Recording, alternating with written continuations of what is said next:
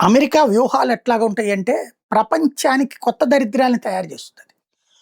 Cuba, Vietnam, లేకపోతే గనక Libya, ఆహ్, ఆఫ్ఘనిస్తాను, ఇరాకు, ఇప్పుడు ఇరాన్. వీటిట్ల మీద దాడి చేస్తుంది. విజయం సాధించుద్దా? ఆ దేశాలను ఇదేమన్నా పరిపాలిస్తుందా? లేదు. కానీ ఆ దేశాల ఆర్థిక వ్యవస్థను కుప్పకూల్చుద్ది.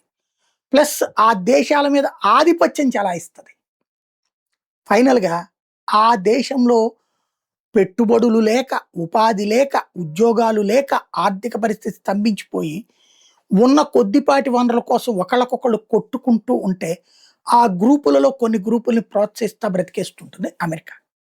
ఇప్పుడు ఇరాన్‌ని అలా చేయాలనుకుంటుంది.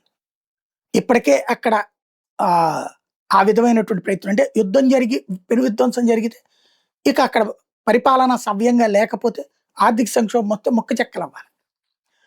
ఆ పరిస్థితుల్లో తమ మాట వింటారు. పైగా అసలు వ్యూహం అక్కడున్న ఆయిల్ నిల్వలు.